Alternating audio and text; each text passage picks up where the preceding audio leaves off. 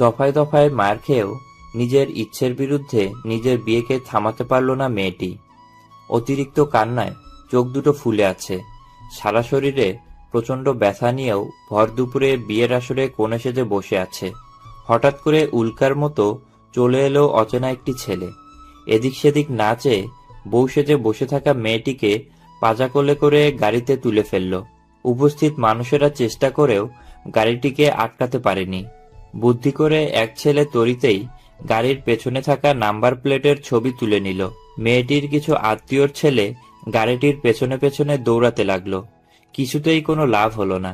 চোখের পলকেই গাড়ি মেইন রাস্তায় উঠে সাই সাই করে সবার দৃষ্টির অগোচরে চলে গেল। বিয়ে বাড়ির আনন্দঘন পরিবেশটা নিরানন্দে পরিণত হলো। উপস্থিত সবাই হতভম্ব হয়ে গেল এমন একটা বিস্ময়কর কাণ্ড ঘটে যাওয়াতে। মেয়েটির চাচা মাথায় হাত চাপড়াতে লাগলেন। এখন কি হবে এই বলতে বলতে মুখরিত পরিবেশে বাজে রকমের গুঞ্জন সৃষ্টি হলো। মুরব্বী মহিলারা দোয়া দরুদ পড়তে লাগলেন। একটু পরেই বরযাত্রী চলে এলো। বর তার জন্য সজ্জিত স্টেজে গিয়ে বসল। বাকি অতিথিরা তাদের জন্য বরাদ্দ করা চেয়ারগুলোতে আসন পেতে বসল। বর আসা উপলক্ষে কোনো সমাগম নেই বিয়ে বাড়িতে। থমথমে হয়ে আছে একটু আগেও উল্লাসে কলরবে মেতে থাকা বাড়িটি। স্টেজে যে যার মতো করে বসে গল্পগুজব করতে লাগলো। খাওয়ার পর্ব শুরু হতেই ছেলের বাবা কৌতূহল চোখে বললেন, কি ব্যাপার, বিয়ে পড়ানো না হতেই খাওয়ার আয়োজন? কনে পক্ষের একজন মুরব্বী এসে বললেন, সমস্যা নেই, খাওয়া দাওয়া শেষ হোক, বিয়ে পরে পড়ানো যাবে। না, এটা হয় না। আগে বিয়ে পড়ানো হবে, তারপর খাওয়া। আমরা নিয়ম ভঙ্গ করতে পারি না। সমাজের একটা প্রচলিত রেওয়াজ আছে। এভাবে এক দু কথায় জানাজানি হয়ে গেল বউ নেই। কেউ বলছে বউ আগের প্রেমিকের সাথে পালিয়ে গিয়েছে, কেউ বলছে বউ কিডন্যাপ হয়েছে, কেউ বলছে বেশি সুন্দরী বলে বউকে জিনে তুলে নিয়েছে। এই মেয়ের ওপরে জিন ভর করেছে বহুদিন আগেই। এটা জিনের প্রতিশোধ। বরপক্ষ কনে পক্ষকে কথার অগ্নিবর্ষণ নিক্ষেপ করতে লাগলো। বরের মামা বললেন, দুলাভাই, এ বাড়িতে আর এক মুহূর্ত নয়। কিন্তু পাত্র বাদ সাধল। সে এই মেয়েকেই খুঁজে বের করে বিয়ে করবে। তারা বাবা ছেলে পাল্টা যুক্তিখণ্ডনে লিপ্ত হলো। বরের কথায় সায় দিয়ে মেয়ে পক্ষের সবাই বলতে লাগলো, জামাই ঠিকই বলছে, দয়া করে আপনারা ধৈর্য ধরে কিছু সময় অপেক্ষা করুন, আমরা খুঁজে বের করে আনছি বউকে। গাড়ির নাম্বার টুকে নিয়েছি আমরা। এটা গ্রাম, শহর নয়, সুতরাং খুঁজে বের করতে দেরি হবে না থানায় গেলে। বরের এক মামা তার বাবাকে বলল, দুলাভাই, মাথা ঠান্ডা করেন, আমার কথা মন দিয়ে শোনেন। বিয়ে করার উদ্দেশ্য নিয়ে ঘর থেকে বের হয়ে যদি বিয়ে না করে ঘরে ফিরে ছেলে, তাহলে এটা বড় অমঙ্গল, অশুভ। যে কোনো একটা মেয়েকে খুঁজে বের করতেই হবে। সে পর্যন্ত তামিম বাইরে কোনো এক জায়গায় অবস্থান করুক। পাগড়ি পায়জামা পরে রাস্তায় রাস্তায় ঘুরবে কিভাবে? মাথা ঝুঁকে ঝিম মেরে বসে রইল বরের বাবা। কনেপক্ষের অনুরোধে সবাই খেয়ে নিল। পরন্ত বিকেল। তপ্ত দুপুরের চোখরাঙানি এখন আর নেই। মৃদু সমীরণে দুলছে গাছের কচি শাখাগুলো। কুঞ্জনলতা ভবনটির সামনে থামল একটি গাড়ি। গাড়ির ভিতরে এতক্ষণ বউ সাজা মেয়েটি বেহুশ হয়ে পড়েছিল। গাড়ি উঠানে থামতেই মেয়েটির হুঁশ এলো। নড়েচড়ে উঠে বসল। ঘরের ভিতর থেকে বের হয়ে এলো একটি মেয়ে। উঠানে তাকিয়েই সে স্তব্ধ হয়ে গেল। দেখে লাল টুকটুকে শাড়ি পরা একটি বউ। তার বড় ভাই শুভ্রও গাড়ি থেকে বের হলো। ভাইয়া, তুই হঠাৎ বিয়ে করে ফেললি চুরি করে। তুই না লুবানা নামের একটা মেয়ের সাথে প্রেম করিস? শুভ্র পকেট থেকে টিস্যু বের করে সারা মুখের ঘাম মুছতে মুছতে, একটা চর খাবি বদমাইশ? মেজাজ এমনিতেই তেতে আছে, এই পিচিকে নিয়ে একথালা ভাততে ক্ষুধায় গাড়িতে বেহুশ হয়ে পড়েছিল। পাশ থেকে তার চাচি এসে, এটা চুরি নয় রে উর্মি, চুরি তো করে মানুষ রাতে, এটা দিনে ঘটেছে, এটা ডাকাতি। শুভ্র রেগে গেল শুনে। চাচি, ও আমার বউ নয়। আহ, কি বলিস কি? তুই কার বউ তুলে আনলি জোর করে? একটু পর না পুলিশ চলে আসে বাড়িতে। রান্নাঘর থেকে বের হয়ে এলো শুভ্রের মা জেসমিন বেগম। হা হুতা শুরু করলেন ছেলের এমন উদ্ভট কর্মকাণ্ড দেখে। তুই এটা কি করলি বাপ? কোন বাপ মার বুক খালি করলি? উপস মা থামো, এমনভাবে গলা ফাটাচ্ছ কেন? লোকে শুনলে ভাববে বুঝি আমি খুন করেছি।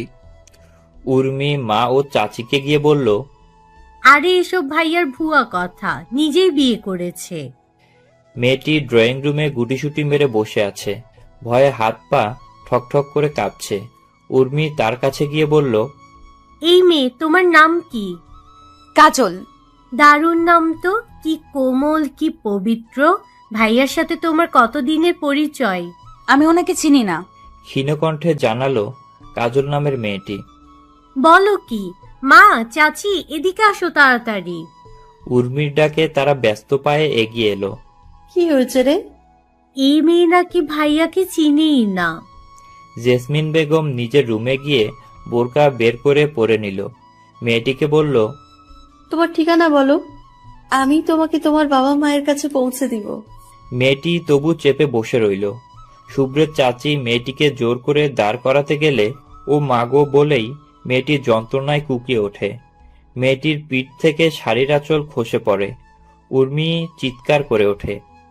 হায় খোদা, এই শরীরে দেখি বহু আঘাতের চিহ্ন। কি বলিস? বলেই তার মা ও চাচি মেয়েটির হাত পা পিঠ গলা পেট দেখল। সত্যিই তো, একেবারে মেরে জখম করে ফেলেছে।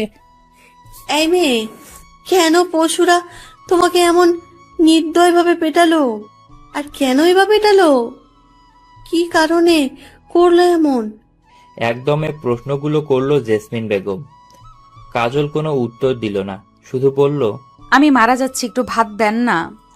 উর্মি বিদ্যুৎ গতিতে রান্নাঘরে ছুটে গেল। প্লেট ভরে ভাত, মাছ আর সবজি নিয়ে এলো। মেয়েটি আস্তে আস্তে ভাত ও পানি গিলতে লাগলো।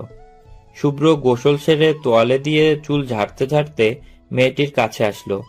তার মা জিজ্ঞেস করলো, কি রে, এই মেয়ে নাকি তোকে চেনেই না? তুই নিশ্চয়ই চিনিস তাকে। মা, আমি এই মেয়েটাকে আজই প্রথম দেখলাম। ওকে আমি একদম চিনি না, এর নামটাও জানি না। সবাই তাজ্জব বনে গেল। একে অপরের দিকে মুখ চাওয়াচাই করতে লাগলো। মেয়েটি ভাত খেয়ে উঠল, ধীরভাবে বসলো। একটু পরেই পুলিশ চলে এলো বাড়ির উঠানে। শুভ্রের পরিবারের সবাই ভরকে গেল পুলিশ দেখে। তাকে যেতে দিল না তার মা। সে উর্মি তার ছোট যা রুবানা দরজার সামনে গেল। দেখতে পেল অনেকগুলো মানুষ পুলিশের সাথে। পাগড়ি পরা বড় আছে। শুভ্র সাহেব বাসায় আছে? একজন পুলিশ এগিয়ে এসে জানতে চাইল। জেসমিন বেগম বললেন, কেন? আপনার কি হয় সে? আমার ছেলে। আপনার ছেলে বিয়ের আসর থেকে অন্যর হবু বউকে তুলে নিয়ে আসছে, যেটা আইনগতভাবে দণ্ডনীয় অপরাধ। বউটাকে বের করে আনুন। শুভ্র ভাত খাওয়া শেষ করে নিজেই পুলিশের সামনে এলো। আপনি আহসানুল হক শুভ্র? হ্যাঁ, আমি শুভ্র। তুলে আনা বউটাকে ডাকুন, আর জোর করে কারো মেয়েকে তুলে আনার অপরাধে আপনাকে এক্ষুনি আমাদের সঙ্গে থানায় যেতে হবে। কি এক ফ্যাসাদে পড়ে গেলাম। আজকাল কারো উপকার করলেও দেখি উটকো ঝামেলা পোহাতে হয়। মনে মনে বলল শুভ্র। শোনেন, আমরা কয়েকজন ফ্রেন্ড মিলে এলাকায় একটা সংগঠন গড়ে তুলেছি, যার একাধিক কার্যক্রমের মধ্যে একটা কার্যক্রম হলো বাল্যবিয়ে রোধ করা। আমার কাছে সকালে একটা জরুরি ফোন আসছে এই মেয়েটার বিয়ের বিষয়ে। আমি সঠিক ইনফরমেশন নিয়েই ছুটে গেলাম সেই গ্রামের বিয়ে বাড়িতে। সেখানে দাঁড়িয়ে বিয়ে বন্ধ করতে পারতাম না আমি। বিয়ে পড়িয়েই ফেলতো জোর করে, আবার পুলিশে জানাতে জানাতেও বিয়ে হয়ে যেত। সুতরাং এছাড়া বিকল্প কোনো পথ ছিল না আমার কাছে। আমি তো মেয়েটিকে নিয়ে এসে রাস্তায় ফেলে দেইনি, আমাদের বাড়িতে নিয়ে এসেছি। দেখতে পাচ্ছেন আমার যৌথ পরিবারের লোকজনকেও। এখন মেয়েটি যদি চায় চলে যেতে পারে, আমার কোনো আপত্তি নেই। আশা করি এবার ক্লিয়ার হয়েছেন। আমি জোর করে তুলে আনিনি মেয়েটিকে জোর করে বাল্য বিয়ে দেয়া হচ্ছে। একদম না স্যার, ওর 18 বছর পূর্ণ হয়েছে। কাজলের পরিবারের একজন লোক রাগত স্বরে গলা উঁচিয়ে বলে উঠল, ওরে বাবা, আমি তো আর এত কিছু জানি না। শুনেছি বাল্য বিয়ে, একজন সচেতন নাগরিক হিসেবে বিয়ে বন্ধ করেছি। এতে আমার কি ভুল বা দোষ? বিরক্তিপূর্ণ কণ্ঠে সেই লোকের উদ্দেশ্যে বলল শুভ্র। পুলিশ বলল, সেসব থানায় গিয়ে বলবেন, এখন চলে। সব স্থানের নেতাগিরি চলে না। তড়িতেই শুভ্র ছোট বোন উর্মি কাজলকে ধরে এনে পুলিশদের সামনে আনলো। বলল, এরপর দেখবেন কি অবস্থা করেছে মেয়েরে। আমার ভাই কি মিথ্যা বলছে? বলেই উর্মি কাজলকে ঘুরিয়ে শাড়ির আঁচল টেনে সরিয়ে ফেলল। পুলিশ 3 জন ও বাকি সবাই বিস্ফোরিত চোখে কাজলের ঘাড়ের পেছনের অংশে হা হয়ে চেয়ে রইল কিয়ক্ষণ। পুলিশ বলল, না দেখালেও চলতো, আপনার মুখের অভিব্যক্তি দেখে বিশ্বাস করেছি, তবু রুলস ফলো করতেই হবে আপনার ভাইয়ের। তখনই 1 মিনিট বলেই শুভ্র লম্বা লম্বা পা ফেলে বাসার ভেতরে চলে গেল। ফিরে এসে পুলিশের হাতে তার সংগঠনের একটি ভিজিটিং কার্ড দিল। পুলিশ ভালো করে পড়ে দেখল এবং ভিজিটিং কার্ডটি নিজের পকেটে রাখল। এরপর একজন পুলিশের মোবাইল বেজে উঠল। সে রিসিভ করতেই উঠানের একপাশে সরে গেল। কিছুক্ষণ পর ফিরে এসেই শুভ্রর মুখের পানে একবার চাইল, এরপর বলল, সরি মিস্টার, বিরক্ত করলাম। আপনাকে আর পুলিশের ঝামেলায় জড়াতে হবে না, যত যাই হোক ও চলে যাক। কাজলের দিকে চেয়ে দৃষ্টি তাক করে। এ মেয়ে, তোমার অভিভাবকের সাথে চলে যাও, পাগলামি করো না। কাজল ভীত সন্তুষ্ট চোখে ঠায় দাঁড়িয়ে রইল উঠানের ঘরের সিঁড়ির সামনে। বরের পাশ থেকে মাঝবয়সী একজন পুরুষ এগিয়ে এসে বলল, মা, বুঝতে পারলাম তুমি এ বিয়েতে রাজি নও। এটা যদি আমরা আগে কোনোভাবে বুঝতে পারতাম বা জানতে পারতাম, তাহলে অবশ্যই কাহিনী এই পর্যন্ত গড়াতো না। তবে পরিবারের মনে আঘাত দেওয়া অনুচিত। তুমিও ওনাদের সঙ্গে ফিরে যাও আপন বাড়িতে। মা বাবা সন্তান বড় হলেও অপরাধ দেখলে গায়ে হাত তুলতে পারে। নিশ্চয়ই তুমি তেমন কিছু করেছো, তাই মেরেছে। আমি যাব না ওই বাড়িতে আর। ওখানে আমার আপনজন বলতে একজনও নেই। এখানে বড়সড় কোনো ঘাপলা রয়েছে। এই দৃষ্টিভঙ্গি নিয়ে বরপক্ষের লোকজন একে অপরের মুখ চাওয়াচাই করতে লাগলো। যেতেও হবে না তোর। এই বলে তেড়ে এসে একজন পুরুষ কাজলের চুলের মুঠি ধরল উঠান ভর্তি মানুষের সামনে। বলতে লাগলো খ্যাপা স্বরে, আমরা তোর পর, অপয়া অলক্ষী মাইয়া তুই। ইজ্জত সম্মান সব ধুলায় মিশাইয়ে দিলি। আমাদের বাড়িতে তোর আর কোনো ঠাঁই হবে না, মনে রাখিস।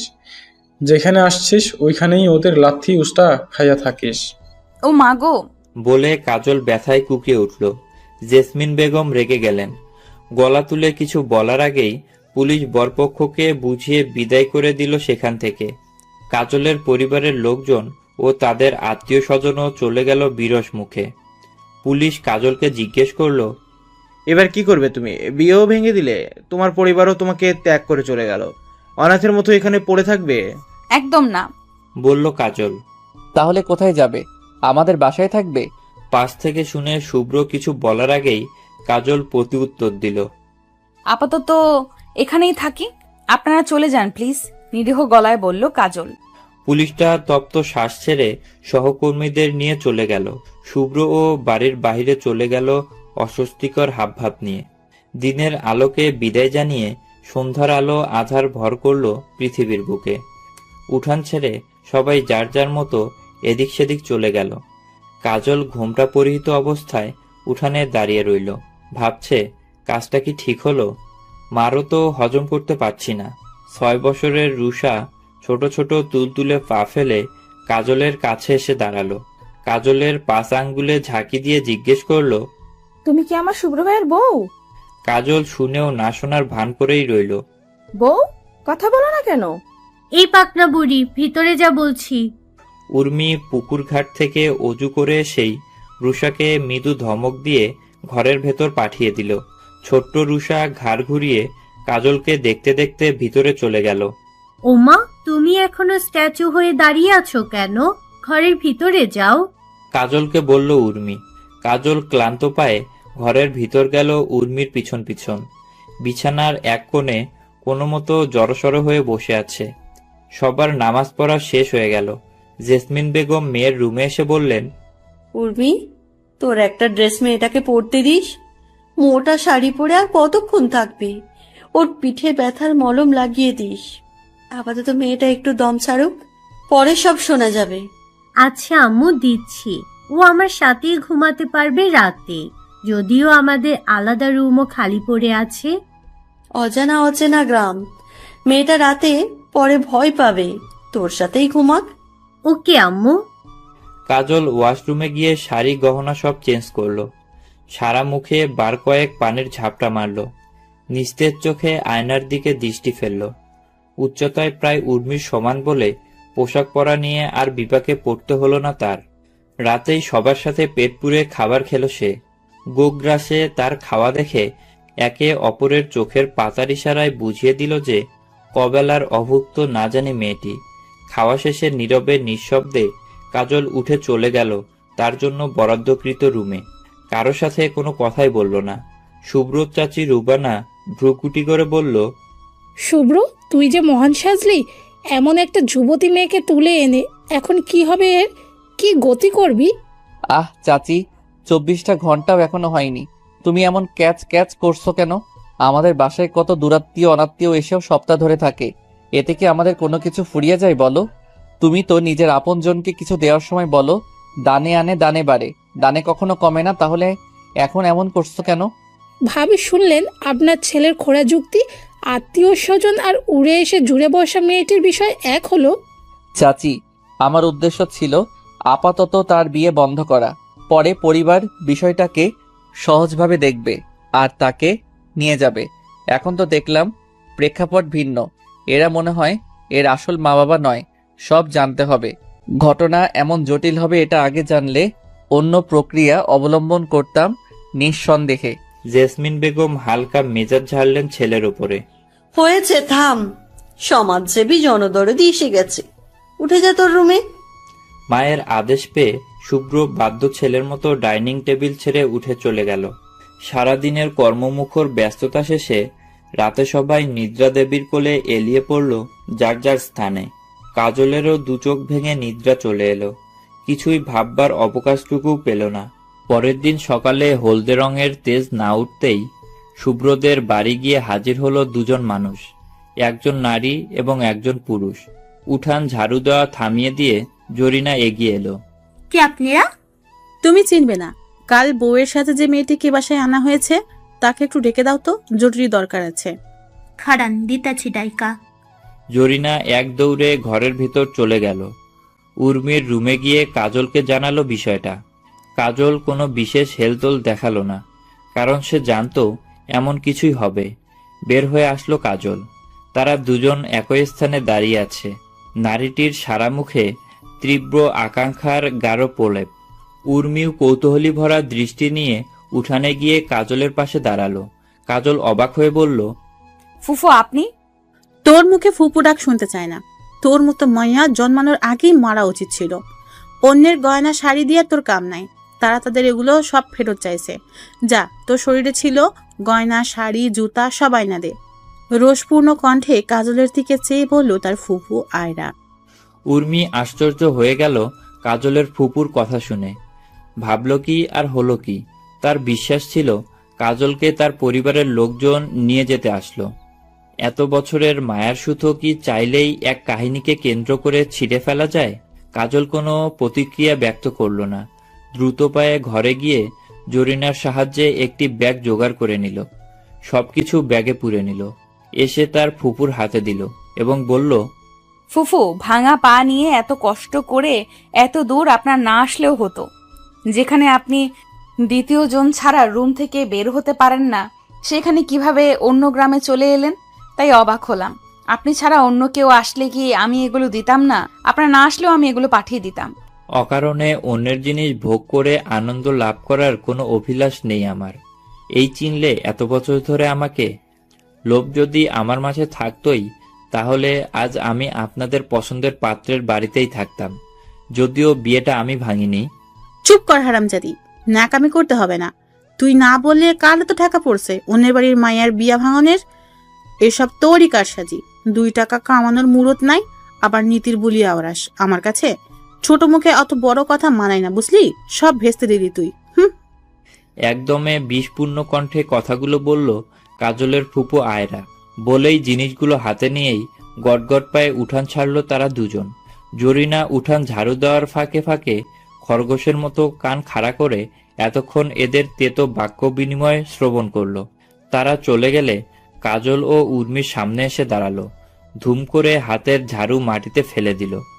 নাক চোখ কুঁচকে বাড়াবাড়ি রকমের ক্ষোভ ঝেড়ে বলল, আপা, আপনি আর জীবনেও ওই বাড়ির ত্রিসীমানায় পা রাখেন না। দরকার হইলে আমাদের বাড়িতে গিয়া থাকবেন। জরিনা, শুভ্রের ভরাট কণ্ঠ শুনেই জরিনা হকচকিয়ে গেল। ঘাড় ঘুরিয়ে জানালার পানে চাইল একবার, ঝাড়ু হাতে তুলে নিয়ে চলে গেল তার অন্য কাজে। শুভ্র এতক্ষণ তার রুমের খাটে থেকেই জানালার ফাঁক গলিয়ে সব দেখল এবং শুনল। কাজল, উর্মিও শুভ্রকে এক পলক দেখেই স্থান পরিবর্তন করল। উর্মি কাজলের হাত ধরে বলল, জরিনার কথায় তুমি কিছু মনে করো না আপু, ও ছোটবেলা থেকেই আমাদের বাড়িতে কাজ করে, তাই সবকিছুতেই অধিকার ফলানোকে সে নিজের কর্তব্য মনে করে।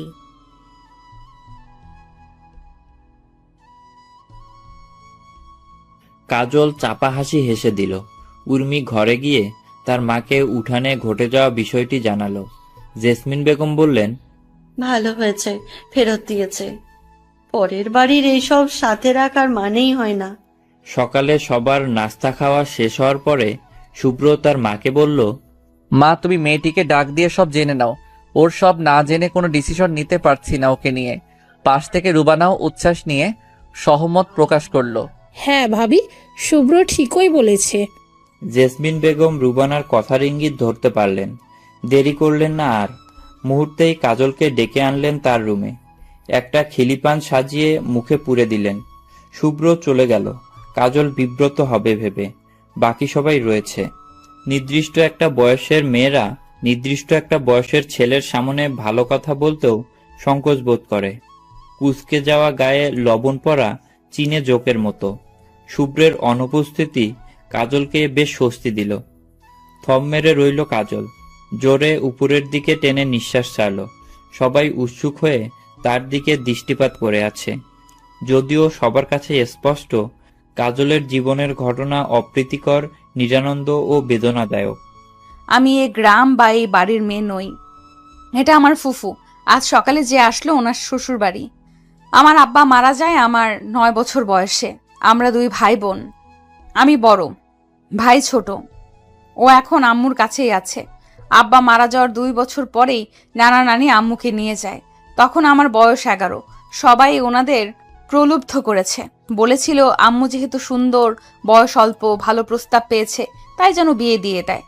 সে লোক বিপত্নিক ছিল। কথা ছিল আমাদের 2 ভাই বোন সহ উনি আম্মুকে বিয়ে করবে। উনি কথা রেখেছে। আমিও আম্মুর নতুন শ্বশুরবাড়িতে নতুন পরিবেশে বাস করতে লাগলাম। তার 2 বছর পর যখন আমি আরেকটু বড় হলাম, হঠাৎ আমার বয়স 13 হলো। তখন ওনার আগের ঘরের একটি ছেলে ছিল, আমার চেয়ে 5 বছরের বড়। তাকে বারবার বলা সত্ত্বেও আমাকে আপন বোনের নজরে দেখতো না। সুযোগ পেলেই আমার গায়ে বিশ্রীভাবে হাত লাগাতো। আবার হুমকি দিত আমাকে। বলতো, তুই আমার আব্বুর কাছে আমাকে খারাপ বানালে তোর আম্মুকেও আমি শান্তি দিব না। নানাভাবে অশান্তিময় করব তার জীবন। তোর আম্মুর চেয়েও আমার আব্বুর বড় দুর্বলতা আমি। আমার ভালো থাকার জন্যই আব্বু বিয়ে করেছে, মনে রাখিস। আমি আম্মুকে সব খুলে বললাম এবং বললাম আমি সেই বাড়িতে আর থাকবো না, অন্য কোথাও থাকবো। তখন আব্বু খুব অসহায় বোধ করতে লাগলো। আয়রা ফুফুদের বাড়ি ছাড়া আম্মুর কাছে আর কোথাও নিরাপদ মনে হলো না আমার জন্য। আয়রা ফুফুও প্রথম আপত্তি করলো আমাকে রাখতে, পরে রাজি হলো। আম্মু তার নতুন স্বামীর কাছে সুবিধা অনুযায়ী কিছু বলে আমার প্রসঙ্গ তুলে রাজি করালো। উনি আর বাধা দিল না। শুরু হলো 14 বছর বয়স থেকে আমার ফুফুর বাড়িতে জীবন যাপন। এখন আমার বয়স 18 চলতেছে। কলেজে পড়ি, প্রথম বর্ষে। আম্মু আর নানারা মিলে আমার পড়াশোনা আর জামা কাপড়ের খরচ বহন করত। ফুফুদের বাড়িতে থাকা খাওয়া চলতো। তার বিনিময়ে ওনাদের ঘরের অনেক কাজ করতাম আর ছোট ফুফুতো বোনকে কোলে পিঠে রাখতাম।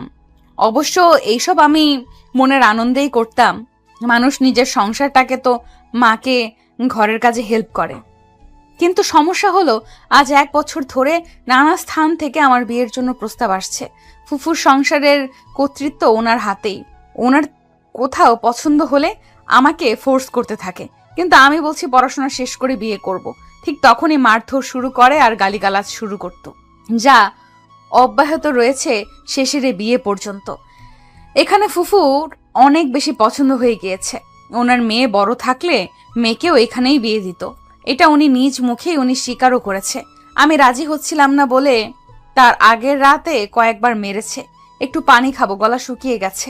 এই জরিনা, এক গ্লাস পানি দে। জরিনা বড় এক গ্লাস পানি এনে দিল। কাজল হাত বাড়িয়ে পানির গ্লাসটা ধরল। গলা তুলে ঢকঢক করে পুরো গ্লাসের পানি খেয়ে নিল কাজল। একটু জিরিয়ে নিল। তোমার কি কোনো ছেলেকে পছন্দ আছে বা সম্পর্ক আছে? জিজ্ঞেস করলো রুবানা। না আন্টি, এইসবের কিছুই না, বিশ্বাস করুন। শুভ্র ভাইকে এর আগে আমি কোনোদিনও দেখিনি, নামও এখানে এসে জানলাম। বরং আমি নিজেই বিস্মিত, কে ওনাকে ফোন দিয়ে বিয়ে ভাঙলো। জেসমিন বেগম হাই হুতাশের সুরে বললেন, বুঝলাম কাহিনী, কিন্তু তুমি এখন কোথায় যাবে, কি করবে ভেবেছো কিছু? ধরো এখানে না হয় তুমি আমার অতিথি হয়ে রইলে কিছুদিন, কিন্তু এর বেশি তো আর কিছু সম্ভব না। তা তো অবশ্যই আন্টি, দেখি একটা পথ খুঁজে বের করতেই হবে। এই বলে উদাস গলায় সহমত পোষণ করলো কাজল। উর্মি দূত হয়ে তৎক্ষণাৎ শুভ্রকে গিয়ে কাজলের বলা কথাগুলো A to Z জানালো।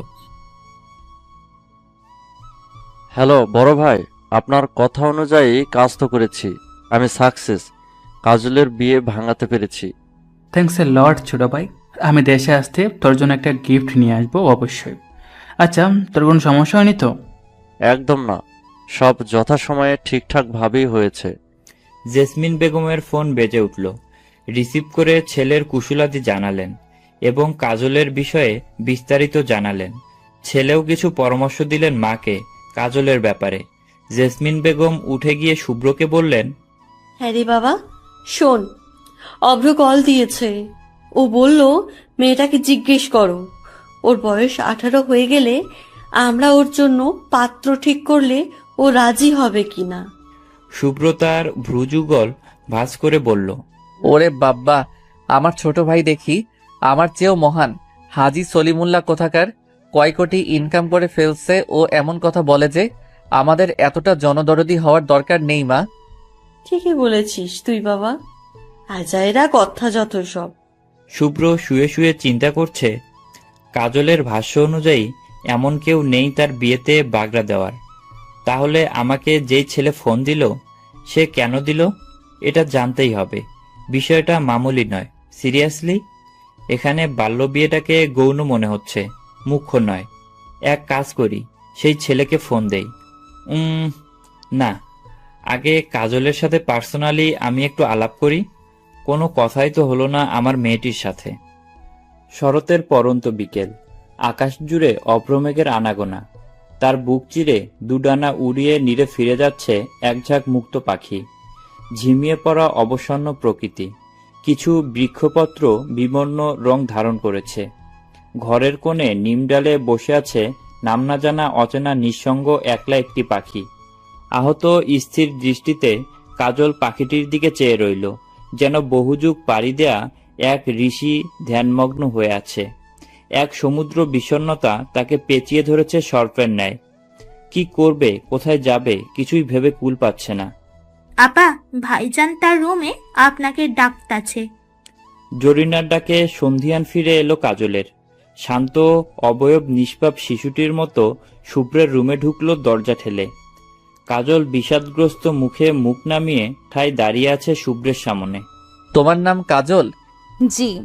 এত আড়ষ্ট হয়ে থাকতে হবে না, রিল্যাক্স হয়ে চেয়ারে বসো। কাজল বসলো কাচুমাচু করে, এদিক ওদিক চাইল। কি দেখছো? কেউ দেখলে কি মনে করবে? এটা কিচ্ছু মনে করবে না, বসে থাকো। শুনো, পৃথিবীতে কার জীবনে কখন কি ঘটবে তা আগে থেকে কেউই জানে না। যদি জানতো তাহলে পৃথিবীতে কোনো দুর্ঘটনাই ঘটতো না, সবকিছু ঠিকঠাক ভাবেই চলতো, সবার ইচ্ছা অনুযায়ী। তোমার সম্পর্কে সব শুনেছি, সেজন্যই ডেকেছি তোমাকে।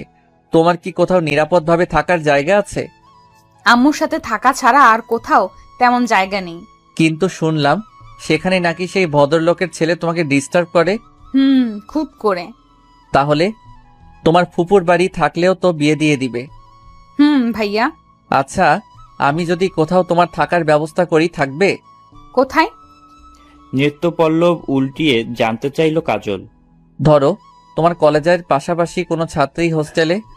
কাজলের মুখের মলিনতা হালকা হয়ে গেল শুনে, বলল, তাহলে আম্মুর সাথে আলাপ করতে হবে খরচের বিষয়ে। তুমি রাজি কিনা আমার প্রস্তাবে, এটা বলো আগে। কাজল কিছুক্ষণ সময় চিন্তা করে দেখল তার জন্য এই মুহূর্তে এর চেয়ে ভালো অপশন আর দ্বিতীয়টি নেই। বলল, আমি রাজি ভাইয়া। গুড, এই তো বুদ্ধিমতী মেয়ে। শোনো, আমাদের বাসায় তুমি এটা বললে সমস্যা নেই, কিন্তু আমি যে ব্যবস্থা করব তা একদম বলবে না। বলবে তোমার আম্মু ঠিক করেছে। এবার আসি তোমার খরচের বিষয়ে। তোমার আম্মু যতটুকু দিতে পারে দিবে, এছাড়া বাকি খরচ আমি বহন করব প্রতি মাসে। ভরসা রাখতে পারো আমার উপর। কাজল বাকরুদ্ধ হলো শুভ্রর মহানুভবতায়। মুখ দিয়ে কিছুই বলতে পারছে না। বাক্যহারা কাজলের দিকে চেয়ে শুভ্র চওড়া হাসি দিয়ে ফেলল। বলল, জানি তোমার মাথায় কি ঘুরপাক খাচ্ছে, এবং এটাই স্বাভাবিক। বিষয়টাকে ইজিভাবে নাও। স্রষ্টা কারো না কারো মাধ্যমে মানুষের মনের আশা পূর্ণ করে। তুমি বিয়ে বসতে চাওনি, তাই হলো। পড়াশোনা করতে চাচ্ছ, তাই হবে। তোমার এসবের জন্য আমি ওসিলা মাত্র। জাস্ট এই। কাজলের আঁখিকোণ ভিজে উঠল। টলমল দু এক ফোঁটা অশ্রু টপ টপ করে ঝরে পড়ল বুকে মেলে থাকা ওড়নার উপর। তুমি এখন যেতে পারো কাজল। কাজল বসা থেকে উঠে গিয়ে পা বাড়ালো বের হওয়ার জন্য। কাজল শোনো। কাজল পা থামিয়ে দাঁড়ালো। মুখটাকে আর ধূসর করে রেখো না। যা ঘটে গিয়েছে তোমার জীবনে, ধরে নাও এটা তোমার ভালোর জন্য। মনে রাখবে, অনেক সময় খারাপ কিছুর ভিতর দিয়েও ভালো কিছুর সূচনা হয়। কাজল সজল দুটি চোখে শুভ্রের মুখ পানে এক পলক তাকালো পলকহীনভাবে। শুভ্র হাসি দিয়ে হাসি মুখে বলল, নাম কাজল, কিন্তু তোমার দু চোখ দেখে মনে হয় ভুলেও কোনোদিন কাজল পরনি চোখে। মরা মানুষের চোখের আকার ধারণ করে আছে, অবশ্যই কাজল পড়বে চোখে। কাজল নীরবে প্রস্থান করল শুভ্রের রুম থেকে। শুভ্র অনাবিল চেয়ে রইল কাজলের হেঁটে যাওয়ার দিকে। তার কেবলই মনে হচ্ছে কাজল নামের মেয়েটি যেন অবিরাম বয়ে চলা চপল ঝর্ণা। আচমকা পাহাড় ধসে তার বয়ে চলা থমকে গিয়েছে। তার গায়ের ওপর থেকে সেই পাহাড় কেউ সরিয়ে দিলেই সে খিলখিল করে হাসবে, মেতে উঠবে দুরন্তপনায়, কলকল করে বয়ে যাবে স্রোতহীন নদীর মতোই। নুপুর পরে রিনিঝিনি ছন্দে ঘুরে বেড়াবে সারা বাড়ির আঙিনা। কাজল পুকুর ঘাটে গিয়ে বসল। মায়ের কথা মনে পড়ছে তার। ভীষণ কথা বলতে ইচ্ছা করছে। তার ভাঙাচোরা একটা মোবাইল ছিল, কিন্তু সে মোবাইল ফুফুদের বাড়িতে। বিয়ের দিন বউ সেজে কাচারি ঘরের সামনে স্টেজে গিয়ে বসার আগেই ফুপু ফোন নিয়ে নিল। এক দরিয়া ঘৃণা নিয়ে নিয়ে মনে করল, তোমরা তাদের জিনিসগুলো আমার কাছে থেকে নিতে আসলে, কিন্তু আমার মোবাইলটা আনলে না। তোমরা স্বার্থপর, তোমরা মানুষরূপী অমানুষ, তোমরা পশুর চেয়েও নিকৃষ্ট। জনম আমার। নিজের বাড়ি বাদ দিয়ে নানার বাড়ি, তারপরে আম্মুর নতুন শ্বশুর বাড়ি, এরপরে ঠাই হলো ফুফুর বাড়ি, এখন এদের বাড়ি, এরপরে হোস্টেল, তারপরে আরো কত ঘাটে যে আমার জীবন তরি ভিড়বে তা কেবল নিয়তিই জানে। শুভ্র উঠে গিয়ে তার চাচি ও মাকে কাজলের বিষয়ে জানালো। তার চাচি রুবানা স্বস্তির নিঃশ্বাস ফেলল। বলল, তাহলে ওর মা যেন যত দ্রুত সম্ভব হোস্টেলে ওঠার ব্যবস্থা করে মেয়েটির। বর্তমানে নিত্যদ্রব্যের দাম যেভাবে বাড়ছে, একজন মানুষ পুষতেও খবর হয়ে যায়। হ্যাঁ রে শুভ্র, তো মেয়েটি কি তার মাকে বিষয়টি জানিয়েছে? এমন তেনাপেঁচায় কেন এই চাচিটা? রুষ্ট কণ্ঠে মনে মনে বলল শুভ্র। চাচি জানাবে বলছে। এর আগেও নাকি এমন কিছু মা মেয়ের মাঝে অল্প স্বল্প আলাপ হয়েছে? ও আচ্ছা, হলে তো খুবই ভালো। পরের দিন কাজল উর্মিকে বলল, আমার আম্মুর সাথে একটু কথা বলার দরকার। একটা মোবাইল দিতে পারবেন আপু? ওয়াই নট, আলবাত পারবো। বাট নাম্বার মুখস্থ আছে তোমার আম্মুর? এই একটি মোবাইল নাম্বারই শুধু আমার মনে থাকে, মুখস্থ থাকে নামতার মতো। বলে আলতো হাসলো কাজল। আমার মোবাইলে ব্যালেন্স এমটি। ভাইয়ার ফোন আনি, দাঁড়াও এখানে। মোবাইল এনে দিয়ে উর্মি অন্যদিকে চলে গেল। কাজল তার মাকে ফোন দিল। সালাম দিতেই তার মা রেনু কেঁদে উঠল। অনর্গল বলতে লাগলো, তোর ফুপু আমার সাথে অকথ্য ভাষায় কথা বলেছে। তোর নাম্বারে অনেকবার ফোন দিয়েছি, কেউ রিসিভ করেনি। পরে রিসিভ করে জানালো ফোন তোদের কাছেই আছে। আম্মু তোর মোবাইল চেয়েছিল, বল দিবে না। এদের বাড়িতে ঠিকানা চেয়েছিল, তাও দেয়নি। আমাকেও কড়াভাবে নিষেধ দিয়েছিল, তার শ্বশুর বাড়িতে যেন ভুলেও পা না রাখি। তুই আমাকে ঠিকানা দে মা, আমি কালই আসবো তোকে দেখতে। তোর কি অবস্থা বল? বিয়ে বন্ধ করলো কে? জানি না আম্মু, বলেই কাজল বিস্তারিত সব জানালো তার মাকে। শুনে তার মা স্বস্তির সুরে বললেন, আল্লাহ সেই ছেলেটাকে নেক হায়াত দারাজ করুক, তার মাকেও সুস্থতার সাথে দীর্ঘদিন বাঁচিয়ে রাখুক, যিনি এমন মহৎ সন্তানকে গর্ভে ধারণ করেছে। আমি কালকেই আসবো মা। আচ্ছা আম্মু। উর্মিকে খুঁজে না পেয়ে কাজল নিজেই গেল শুভ্রের রুমে মোবাইল দেওয়ার জন্য। দেখে খালি রুম, বিছানা এলোমেলো, শুভ্র নেই। জরিনা ব্যস্ততার জন্য মনে হয় শুভ্র ভাইয়ার রুমের বিছানা গোছাতে পারেনি। কাজল যতটুকু পেরেছে শুভ্রর পুরো রুম গুছিয়ে দিয়েছে। ফুপুর বাড়িতে সবাই ঘুম থেকে উঠলে তার বিছানার চাদর গোছাতে হতো। এটা এখন অভ্যাসে পরিণত হয়ে গিয়েছে। হাত নিষ্পিস করতে থাকে সেই অভ্যাসের কাজটা না করতে পারলে। শুভ্র কিছু সময় পরে রুমে এলো। পরিপাটি বিছানার অপরিবর্তিত রূপ দেখে এটা আঁচ করতে অসুবিধা হলো না, এটা কাজলের কাজ। মোবাইল দিতে এসে গুছিয়ে দিয়ে গেল। নয়তো জরিনা এভাবে চাদর গুছিয়ে রাখে না। আর উর্মি তো নিজের বিছানার চাদরও ভুলে গোছায় না।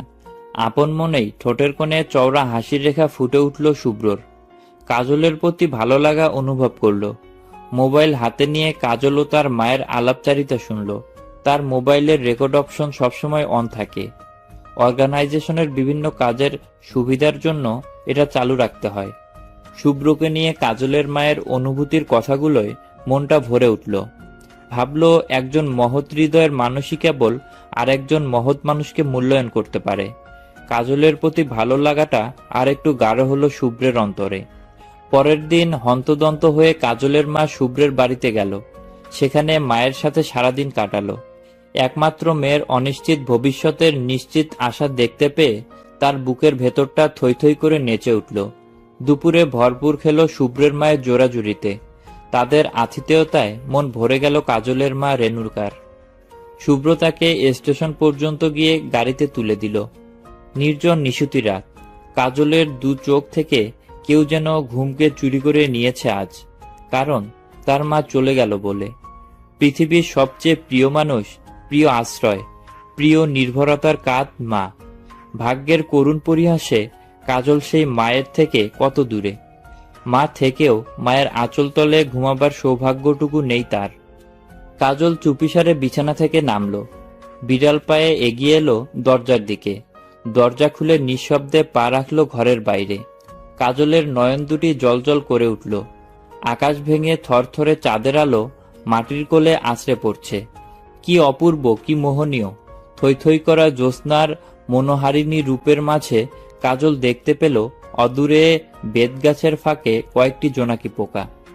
তারা কি অপার্থিব আনন্দের রাতের ঘন আধারে মিটমিট করে জ্বলছে আর নিভছে। জ্যোৎস্না ও জোনাকি পোকা কাজলের অসম্ভব ভালো লাগে। মা রেণুকার সাথে কত রাত জেগে জেগে এই জোনাকি পোকার নাচন দেখেছে। ছোট ভাই রাজনকে নিয়ে কত ধরেছে এই জোনাই। ছোট্ট একটি প্রাণী, অথচ তার কি আশ্চর্য ক্ষমতা, কেমন করে মানুষকে ঘরে ফেলে দিতে পারে। তাদের চারপাশ ঘেঁষে এক অদ্ভুত মায়াবী আলো তৈরি হয়। কাজল সম্মোহনী চোখে এগিয়ে যায় সেদিকে, বিবশ হয়ে ধরার চেষ্টা করে। বিদ্যুৎ চলে যাওয়াতে শুভ্রের হাসপাস লাগে। সে উঠে গেল বাহিরে একটু হাঁটার জন্য। দরজা খোলা দেখে সব রুমে উকি দিল। দেখল সবাই গভীর ঘুমে বিভোর হয়ে আছে, কিন্তু কাজল নেই। কিঞ্চিত ভরকে যায় শুভ্র। সে উঠানে গিয়ে দেখতে পেল কাজল দুহাত দিয়ে জোনাকি পোকা ধরার চেষ্টা করছে। নীরব পায়ে কাজলের পেছনে গিয়ে দাঁড়ালো শুভ্র। দুটো জোনাকি পোকাও মুঠোবন্দি করলো। কাজল ধরো, এই নাও। আচমকা পুরুষ গলা শুনে কাজল ঘাবড়ে গেল। উমা বলতেই পা পিছলে মাটির পাড় থেকে পড়ে যেতে লাগলো। অমনি খপ করে শুভ্র কাজলকে হ্যাঁচকা টানে টেনে তুলল। অপ্রত্যাশিতভাবে শুভ্রের বুকের সাথে কাজল অনেকটাই আটকে গেল। আমি না ধরলে তো পড়েই যেতে। আপনার জন্যই তো। বলে শুভ্রের বুক থেকে হাত সরিয়ে নিজেকে আলগা করে নিল কাজল। মানলাম আমার জন্য। কাজলের হাতের মুঠোয় জোনাকি পোকা দুটো দিয়ে শুভ্র বলল, সামান্য একটা পোকার প্রতি তোমার এত অনুরাগ খুব পছন্দ করো না? আপনার যেমন লুবনা আপুর প্রতি বিশেষ অনুরাগ। আচমকা মুখ ফসকে বেসামাল কথাটি বলে কাজল গোপনে ঠোঁট টিপে কামড়ে ধরল। শুভ্র অপ্রস্তুত হয়ে গেল। কে বলো তোমাকে এই কথা? কেন? যেদিন তুলে আনলেন আমাকে গাড়ি থেকে নেমেই তো উর্মি আপুর মুখে শুনলাম। ওরে উর্মিরে, তোকে দেখিস কি করি রাত পোহালে। মনে মনে উচ্চারণ করলো শুভ্র। ওটা ভুল শুনেছ কাজল, কারো প্রতি আমার অনুরাগ নেই। ও আচ্ছা। বলে কাজল জোনাকি পোকাগুলো নিয়ে ঘরের ভেতর চলে গেল। নবমোহনীয় স্পর্শ পেয়ে শুভ্রের হৃদয় এক অজানা আবেশে তলিয়ে গেল। শুভ্র মাথা তুলে আকাশ পানে চাইল একবার। কিছু তারা ছোটাছুটি করছে ইচ্ছে মতো। শুভ্র ভেবে পায় না আজকে তারাগুলো দেখতে হঠাৎ তার এত ভালো লাগছে কেন। আজকের এই তিমির দূর হতে ভেসে আসা নিশাচর পাখির ডানা ঝাপটানোর শব্দ তাকে যেন কোথায় নিয়ে যাচ্ছে। নিজের মাথায় টোকা মেরেই শুভ্র ঘরে চলে এলো। দরজা বন্ধ করে দিয়ে নিজের রুমে চলে গেল। কল্পনার অথৈ সমুদ্রে ডুব দিল এক লহমায়। 1 সপ্তাহের ভিতর কাজল হোস্টেলে উঠে গেল। সবকিছুর ব্যবস্থা শুভ্র করে দিল। কাজলকে শুভ্র সবার অগোচরে একটি মোবাইল ফোনও কিনে দিল। রোজ ফোন করে কাজলের খোঁজ খবর রাখছে শুভ্র। শুভ্র মনে মনে কাজলকে পছন্দ করে, কিন্তু কিছুতেই তা বুঝতে দিচ্ছে না। হোস্টেলে ওঠার 2 দিন যেতে না যেতেই শুভ্র অনেক সুন্দর একটা কাজল কিনে উপহার দিল কাজলকে। মুখের ওপর হাসির আবরণ ছড়িয়ে বলল, কিছু মনে করো না, মানুষের মন কত কি চায় বুঝলে। কেন জানি তোমার কাজল টানা চোখ দুটো দেখতে ভীষণ ইচ্ছে করছে। আমি কাল বিকেলে আসবো তোমার কাজল কালো 2টি নয়ন দর্শন করার জন্য। শুভ্রের মুখের কথাটা শুনে কাজলের সমস্ত অনুভূতি বিবশ হয়ে গেল। বুকের ভেতর কিছু একটা মোচড় দিয়ে উঠল কলার মোচার মতন। পরের দিন শুভ্র হোস্টেলের পাশে গিয়ে কাজলকে ফোন দেয়। কাজল হেলে দুলে নেমে আসে রাশি রাশি সুখ রোমাঞ্চকর অনুভূতি নিয়ে। কাজল লজ্জায় গুটিসুটি হয়ে দাঁড়িয়ে আছে। এক ঝলক শুধু শুভ্রের চোখে চোখ রাখল, পরক্ষণেই দৃষ্টি নামিয়ে নিল। শুভ্র কাজলের চিবুক ধরে আরেকবার চোখের দিকে চাইল, বলল, আমার এই চোখ দুটোর দৃষ্টি আজ মনে হয় সার্থক হলো। এতদিন যা দেখছি কি দেখলাম সব পানসে আর ধূসর লাগছে এখন। একটা বড় প্যাকেট কাজলের হাতে দিল শুভ্র। ধরো, তোমার জন্য কিছু ফুড আছে, এতে ক্ষুধা লাগলেই খাবে। আর একটা রিকোয়েস্ট রাখবে। কাজল মুখে কিছু বলতেই পারছে না। দলা পেকে আসছে শব্দরা, জড়িয়ে যাচ্ছে সব। চোখের ভাষায় বলল, কি? তুমি কোনোদিন কাজল দিবে না চোখে, শুধু আমি যখন বলবো তখন দিবে। কাজল গোপনে নিজেকে সংবরণ করলো। কোমল হেসে বলল, ভাইয়ার যা কথা, এখন না হয় দিলাম না, কিন্তু বিয়ের পরে বর বললে? তখন অবশ্যই দিবে। আমি আর তোমার বরের জন্য দিবে শুধু। শুভ্র চলে এলে কাজল বুঝে নিল কিছু। কাজলেরও শুভ্রকে ভালো লাগে, কিন্তু তা মনের কুঠুরিতেই এই উদয় হয়, আবার অস্তনমিত সূর্যের মতো মেঘের আড়ালে লুকিয়ে যায়। তার কাছে শুভ্রকে চাওয়া মানে বামন হয়ে চাঁদ ধরার বৃথা চেষ্টা করার মতো, কিংবা ছেঁড়া কাঁথায় শুয়ে লক্ষ টাকার স্বপ্ন দেখার মতো। শুভ্রের ছোট ভাই অব্র তার মাকে ফোন করলো বরাবরের মতো। জেসমিন বেগম পুত্রের সাথে কুশলাদি বিনিময় করে কাজলের বিষয়ে সব জানালেন। অব্র একটু মনমরা হয়ে বলল, আমাদের বাসায় চাইলে ওকে রাখতে পারতে আম্মু, এখানে থেকেও পড়াশোনা চালিয়ে যেতে পারতো মেয়েটি। না, পারতো না। আমাদের যৌথ সংসার। তোর চাচি নাক তুলে নানা কিছু বলতে থাকে, অন্য ধ্বংস হচ্ছে বলে। আর তার চেয়েও বড় কথা, জোয়ান একটা মেয়ে এভাবে অন্যের বাড়িতে সবসময় পড়ে থাকা বেমানান। বিষয়টা পাড়া প্রতিবেশীর নজরে ভালো ঠেকবে না, কারণ ঘরে আমাদেরও জোয়ান ছেলে রয়েছে। খানিকক্ষণ চুপ থেকে অব্র বলল, তো অবশ্য ঠিক বলছো আম্মু। আচ্ছা, এক কাজ করলে কেমন হয় আম্মু? কি কাজ? ভাইয়ের জন্য তো মেয়ে দেখছো, তুমি বলছো এই মেয়েটা খুব ভালো, খানদানি বংশের মেয়ে, আদব কায়দার কোনো গার্ধে নেই, ঘরের কাজও নিপুণা। তাই বলছি কি, ভাইয়ের সাথে বিয়ে হলে কেমন হয় মেয়েটার? ছেলের কথা শুনে জেসমিন বেগম রীতিমতো ভরকি খেলেন। নাক মুখ খিচিয়ে বললেন, বুঝলাম না অব্র, তুই দেখিসনি শুনিসনি, তবু এই মেয়েটার প্রতি শুরু থেকেই তোর কেমন আগ্রহ বোধ লক্ষ্য করছি। আরে আম্মু, তোমার কথার উপর ডিপেন্ড করে আমি একথা বলছি। আচ্ছা বাদ দাও, খাল্লি বাল্লি। না শোন, খাল্লি বিল্লি না, তুই বলাতে এই এক্ষুনি বিষয়টা আমার মাথায় গাঁথল। দেখি অন্যদের সাথে আলাপ করে। অভ্র বিদ্যুৎ শট খেলো মায়ের কথা শুনে। মাথায় চক্কর দিতে লাগলো তার। মাকে বাজিয়ে দেখতে গিয়ে নিজের পায়ে নিজেই কুড়াল মারতে গেল নাকি? নিজেকে একটু ধাতস্থ করে নিল ফোনের ওপাশে। ফের বলল, আম্মু আমি দুষ্টুমি করছি, ভাইয়ের জন্য মেয়ের আকাল পড়ছে নাকি? ভুলেও এই মেয়ের কথা মাথায় আনবো না। জেসমিন বেগমের মাথায় একবার কিছু বড়শির মতো গেঁথে গেলে বের করার সাধ্য কারণ নেই।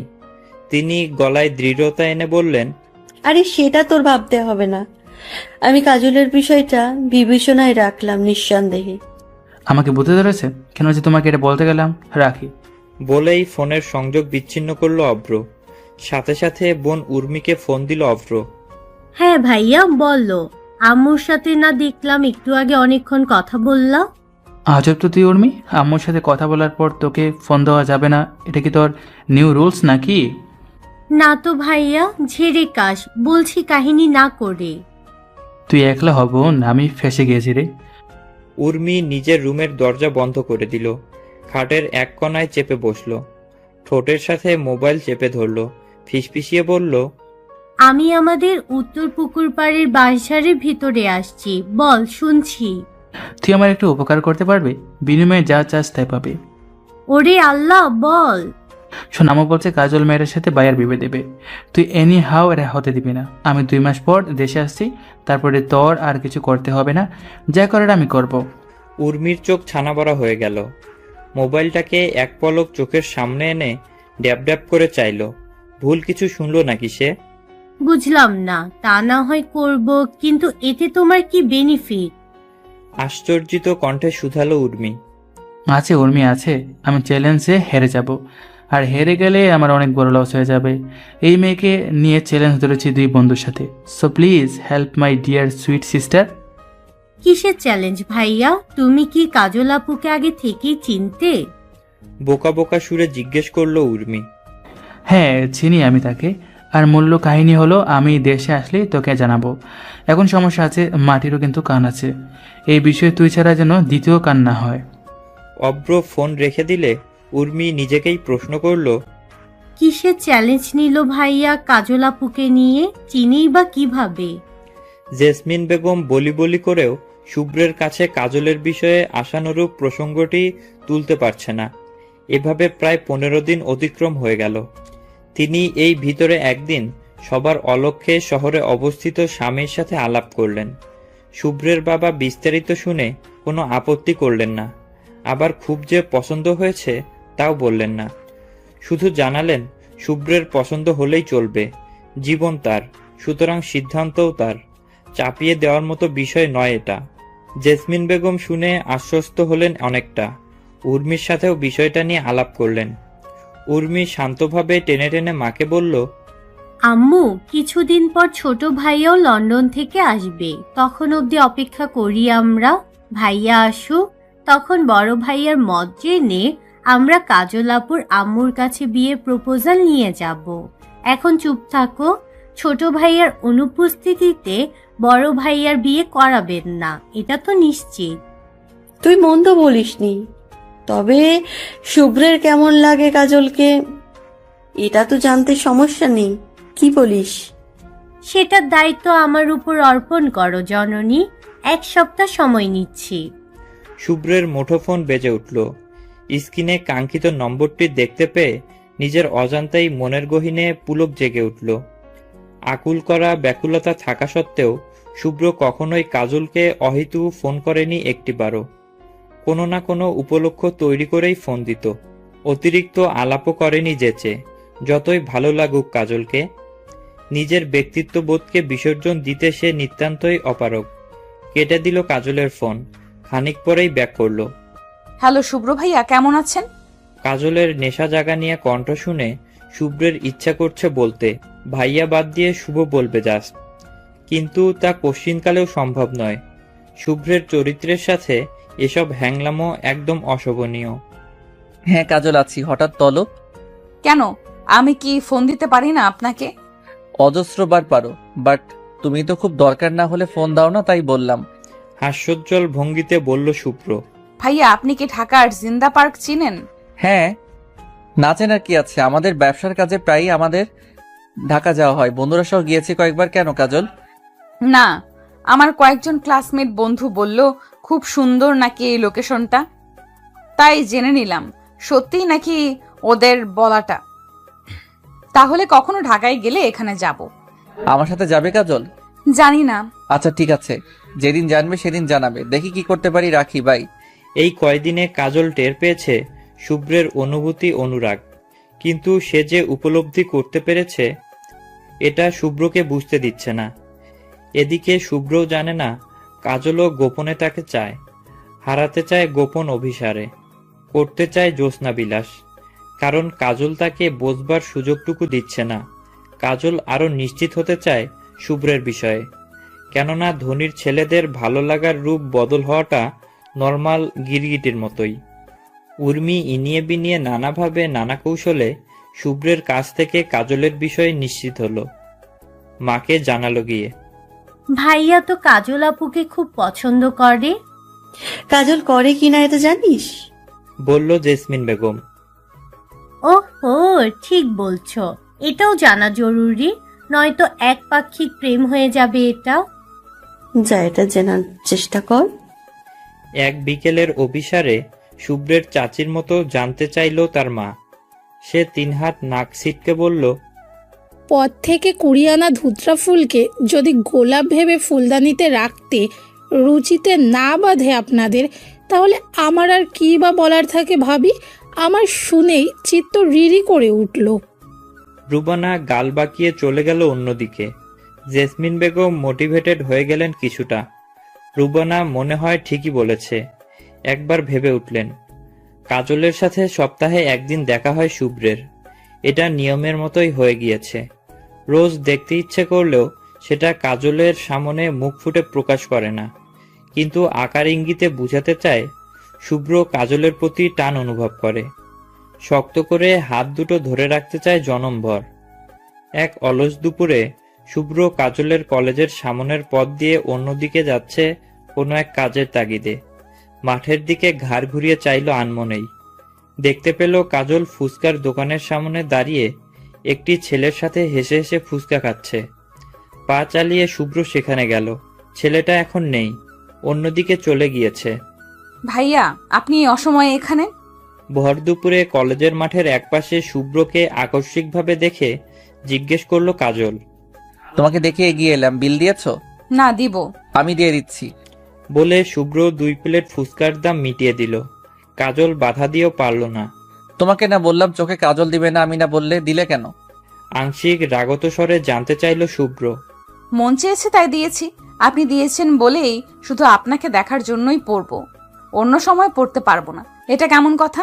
এটাই কথার কথা, একদম পড়বে না। পানিতে ভেসে ওঠা মরা মাছের মতো করে রাখবে তোমার চোখ দুটোকে। মেন্টালের মতন বলছেন কেন আপনি? লাগবে না আপনার কাজল, দিয়ে দেব ফেরত। বিরক্ত গলায় বলল কাজল। শুভ্রের খুব ইচ্ছে হচ্ছে ঠাটিয়ে একটা চর মারতে কাজলের বাম গালে। চুপি চুপি বাম হাতের 5 আঙ্গুলকে মুঠোবন্দি করে ফেলল তৎক্ষণাৎ। মুহূর্তেই আবার ছেড়ে দিল আঙ্গুলগুলোকে। কাজলের হাত ধরে কলেজের মাঠের পিছনে নিয়ে গেল শুভ্র। জিন্সের প্যান্টের পকেট থেকে 2টো টিস্যু বের করে নিল। নলকূপ থেকে ভাঁজ করা টিস্যুটি ভিজিয়ে নিল। নিজ হাতে কাজলের 2 চোখের কাজল ডলে মুছে দিল টিস্যু দিয়ে। কাজল নিজের ভিতর ঘাপটি মেরে থাকা আদম্য কৌতূহলকে আর দমন করতে পারল না। হরবর করে জিজ্ঞেস করলো, সমস্যা কি শুভ্র ভাইয়া? ক্লিয়ার করেন প্লিজ। সাইকো নাকি আপনি? শুভ্র শিকারি চোখে কলেজের পেছনের চারপাশে দৃষ্টি ঘুরিয়ে নিল। দেখলো বেশ ফাঁকা, সবাই ক্লাসের ভিতর।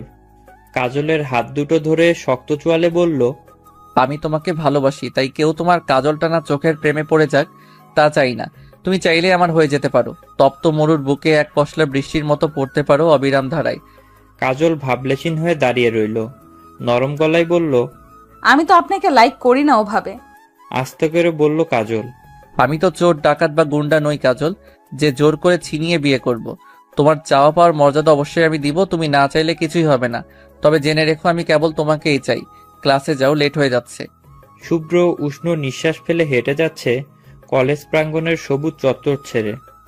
কাজল দাঁড়িয়ে থাকা থেকে জোর পায়ে শুভ্রের কাছে আসলো। গা ঘেঁষে দাঁড়ালো ছোট্ট হাঁসের ছানার মতো। আমি সারা জনম শুধু আপনার জন্যই দু চোখে কাজল পড়তে চাই, আর কারো জন্যই না। বলে এক দৌড়ে কলেজের ভেতর চলে গেল। শুভ্র আচমকা শুকনো মাটিতে আচার খাওয়ার মতো দাঁড়িয়ে গেল, যেন তাল সামলাতে পারছে না। বারবার মনে করল কাজলের বলা দুটি বাক্য। ভীষণ মন চাচ্ছে সেতারের বিনের মতো কাজলের এ কথাটি তার বুকের অতলে প্রতিধ্বনিত হতে থাকুক মুহূর্তের পর মুহূর্ত। আমার কাজল বউ, পারলে তোমাকে এখন কোলে নিয়ে এভারেস্টের চূড়ায় উঠে যেতাম মনের আনন্দে। কাজলের ক্লাসে একদম মন বসছে না, কেমন যেন উদাস উদাস লাগছে। বিভাগী হয়ে যেতে ইচ্ছে করছে তার। তসবির ন্যায় মনে মনে গোপনে জপতে লাগলো, আমার শুভ্র বরটা, চির অসুখটা, আমার সাইকোটা। আজ অভ্র বাড়িতে এসেছে। সারা ঘর জুড়ে উল্লাস আর উচ্ছ্বাস, যেন উৎসবমুখর কোনো পরিবেশ। দুদিন পর উর্মির থেকে কাজলের বিষয়ে খোঁজ খবর নিল অভ্র। উর্মি বলল, আমার আইফোন কই ঘুষ হিসেবে?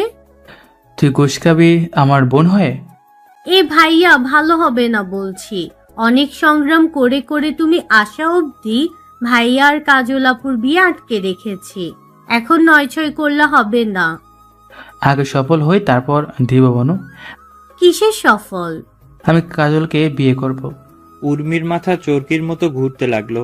কাপা কাপা কণ্ঠে বলল, এই দেখি একটি ফুলে দুটি ভ্রমর, ত্রিভুজ প্রণয়। উর্মির ঝুটি করা চুলের মাথায় টান মেরে বলল অভ্র, কোনো প্রেম টেম না, কিছুই না। মুখ বন্ধ রাখ এখন, এটা অন্যরকম প্রতিশোধ। আমার কৌতূহলের মাত্রা লাগামহীন হয়ে যাচ্ছে ভাইয়া, নিয়ন্ত্রণ ক্ষমতার বাইরে চলে গিয়েছে। পুরো কাহিনী না বললে মুখ বন্ধ রাখা অসাধ্য। বমির মতো গড়গড় করে উগরে যাবে সব। কাউকে বলবি না তো? আমি আমার মতো করে সবার সামনে উপস্থাপন করব কাজলকে বিয়ে করার বিষয়টা। একদম না ভাইয়া, চামড়ার মুখে লোহার তালা দিয়ে দেব। Tell me please. শোন, প্রায় 1 বছর আগের কথা, অর্থাৎ আমি দেশের বাইরে যাওয়ার 1 মাস আগের ঘটনা। আমিনুল নামের পরিচিত এক ছোট ভাইয়ের সাথে একদিন দুপুরে তাদের বাড়িতে যাই। তার কিছুক্ষণ পরে কাজল তাদের ঘরে ঢুকে। আমি আমিনুলকে স্বাভাবিক ভঙ্গিতে জিজ্ঞেস করি মেয়েটাকে। সে জানালো নাম কাজল, তাদের লাগোয়া পাশের বাড়ির মেয়ে। তার ছোট বোনের ক্লাসমেট, এসএসসি দেবে একসাথে। পড়াশোনা কোনো কারণে গিয়েছে তাদের ঘরে, সব সময় যায়।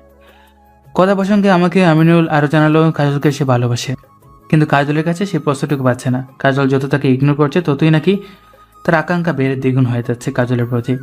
তার একটু পরে আমিনুল বলল, ভাই আপনি বসেন, আমি গোসল সেরে আসি। একেবারে লাঞ্চ সেরে বের হয়ে যাব, আম্মু রান্না করছে। এই বলে সে চলে গেল। আমি একা একা বের হচ্ছি, তাই তাদের বাড়ির পেছনের দিকে একটু হাঁটার জন্য বের হলাম। কয়েক পা এগোতে চোখে পড়লো আমিনুল একটা আম গাছের আড়ালে কাজলের হাত ধরে কিছু যেন বলছে, আর কাজল হাত ছাড়াবার জন্য চেষ্টা করছে। এক সময় তা জবরদস্তি পর্যায়ে চলে যায়। আমি কাজলকে তার থেকে সেভ করার জন্য তাদের সামনে গেলাম। কাজল আমাকে খেয়াল করেনি, সে পায়ের স্যান্ডেল খুলে তাকে বাড়ি মারতেই সেটা আমার গায়ে এসে লাগে। আমিনুল আমাকে দেখে বেবাচকা খেয়ে যায় এবং খুব নার্ভাস হয়, খেপে যায় কাজলের উপর। আমিনুল ছিল স্বভাবে কিছুটা উগ্র মেজাজের। আমি তাকে সরিয়ে দেই। কাজল আমাকে সরি বলার পরিবর্তে আমার দিকে ঘৃণার দৃষ্টিতে চেয়ে রইল। আমি কিছু বলতে গেলাম, কিন্তু সে শুনল না। খুবই ভয়ানকভাবে আমাকে ইনসাল্ট করেছে, ছেলে মানুষের জাত তোলে।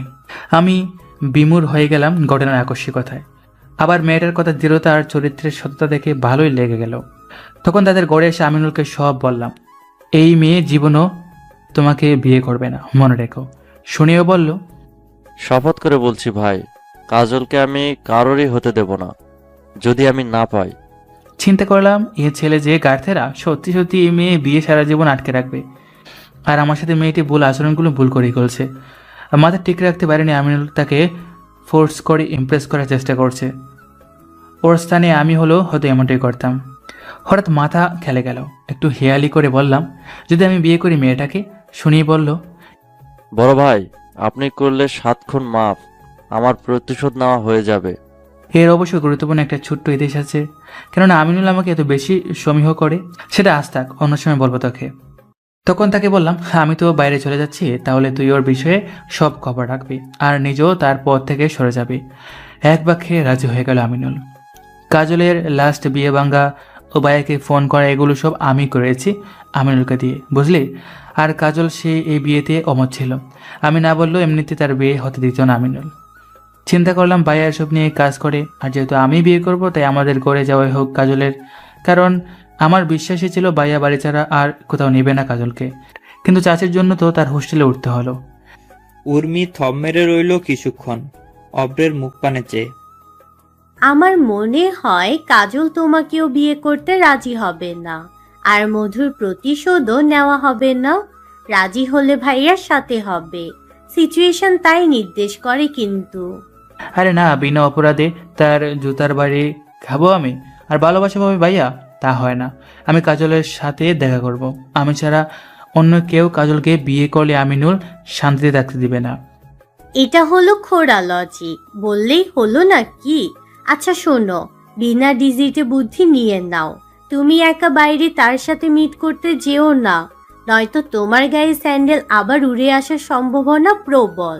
তোমার প্রতি তার কোনো ফিলিংস নেই, তাই বলছি কি আমাদের বাড়িতে তাকে ডেকে আনুক ভাইয়া। সবার সামনে তোমাকে দেখলে কিছুই করবে না। বিষয়টা সহজও হতে পারে, হয়তো ভালো লাগতে পারে। গুড আইডিয়া, যে আম্মুকে বলি। ইয়েস বস, তাই করেন যান, আমার কোনো সমস্যা নেই। কাজল আপুকে ভাবি হিসেবে পেলেই আমি হ্যাপি। অব্র জেসমিন বেগমের নিকট প্রগাঢ় স্বরে কাজলকে দেখার আবেদন করল। শুভ্রর কানে কথাটা যেতেই দেরি মাত্র উৎফুল্ল হয়ে বের হয়ে গেল কাজলকে আনার জন্য হোস্টেল থেকে। হবু ভাবিকে দেখার অধিকার অব্রর রয়েছে, এই ভেবেই কাজলকে হোস্টেল থেকে তার সাথে বাড়িতে নিয়ে আসলো। কাজলও শুনে বুঝতে বাকি রইল না শুভ্র আমাকে দেখাতেই নিয়ে যাচ্ছে তার ছোট ভাইকে। কাজল জেসমিন বেগম ও রুবানাকে সালাম দিল, নাস্তা করলো সবার সাথে। উর্মি একটা দামি পারফিউম দিল কাজলের হাতে। ধরো, ছোট ভাইয়ার পক্ষ থেকে ছোট একটা প্রীতি উপহার তোমার জন্য। ধন্যবাদ বলে লাজুক হাসি দিয়ে পারফিউমটি হাতে নিল কাজল। শুভ্র কাজলকে ঘরে দিয়েই বের হয়ে গেল। হবু বউ আর পরিবারের সামনে থাকতে কেমন যেন সংকোচ হচ্ছে শুভ্রর মনে। অব্র কই রে বাবা? কাজল মেয়েটাকে দেখবি আই। মায়ের ডাকে অব্র রুম থেকে বেরিয়ে ড্রয়িং রুমে এলো। কাজল সালাম দিয়ে অব্রের মুখের দিকে চেয়ে তবদা খেয়ে গেল। আপনি এখানে? বাকরুদ্ধ কণ্ঠে প্রশ্ন করল কাজল। আমি কোথায় থাকলে তুমি খুশি হতে? বলল অভ্র। কাজল আমতা আমতা করতে লাগলো, ভীষণ লজ্জিত ও অনুশোচিত হচ্ছে। সারা মুখ কৃতজ্ঞতার আবরণে ছেয়ে গিয়েছে। ভাবছে এই বুঝি নিয়তি। বিনা দোষেই ভুল বুঝে যে ছেলেটাকে এক দুপুরে আচ্ছা মতো অপমানিত করলাম, আমিনুলকে জুতা মারতে গিয়ে তার গালে গিয়ে পড়ল। ভাগ্য আমাকে তাদের ঘরেই নিয়ে আসলো, আশ্রয় দিল। কি আশ্চর্য, কি কাকতালীয়। কাজল হাত থেকে সেন্টার টেবিলের উপর পারফিউমের শিশিটা রেখে দিল। সোফায় বসা থেকে উঠে দাঁড়ালো। উর্মি চোরা চোখে পরিস্থিতি পর্যবেক্ষণ করছে গোয়েন্দার মতো। জেসমিন বেগম বললেন, এটা আমার ছোট ছেলে অভ্র, তুমি তাকে আগে থেকে চেনো নাকি? জি আন্টি। আচ্ছা আমি এখন আসি, পড়া আছে আমার, পরে আবার আসবো। কেউই আর কিছু বলতে পারল না। কাজল হনহন পায়ে ঘর থেকে বের হয়ে গেল, মাথায় পুনরায় ওড়না টেনে দিয়ে। শুভ্র এসে কাজলকে না দেখে জানতে চাইল চলে গেল কেন। জেসমিন বেগম যতটুকু দেখেছে জানিয়েছে শুভ্রকে। ও চিনতেই পারে, কার কখন কার সাথে কিভাবে চেনা জানা হয় তা কেউই জানে না বলেই হেসে উড়িয়ে দিল শুভ্র। আচ্ছা কাজলের সাথে শুভ্রের বিয়ে হলে কেমন হবে অভ্র? উৎসুক গলায় হুট করেই জানতে চাইল জেসমিন বেগম। দারুণ মানাবে আম্মু, বলল উর্মি। অভ্র কঠিন দৃষ্টিতে চাইল বোনের দিকে, চট করেই বলল, আম্মু আমি কাজলকে বিয়ে করতে চাই। হঠাৎ তুই করতে চাস কেন বলতো? জেসমিন বেগম অবাক চোখে জিজ্ঞেস করলেন। শুভ্র ভার মনে গালে হাত দিয়ে বসে আছে সোফায়, দৃষ্টি মোবাইলের স্ক্রিনে হলেও পূর্ণ মনোযোগ মা আর অভ্রের কথোপকথনের দিকে। আম্মু আমি কাজলকে পছন্দ করি, বাইরে যাওয়ার আগে থেকে। কাজলও আমাকে চেনে, তা তো দেখতে পেলে। কিন্তু তুই একতরফা ভালোবাসলে হবে নাকি? আদেশের সুরে বলল শুভ্র। জেসমিন বেগম বললেন, তোরা দুজনেই কাজলকে পছন্দ করিস, কিন্তু কাজল যাকে পছন্দ করবে তার সাথেই বিয়ে হবে। এটা ফয়সালা আজ এক্ষুনি হবে।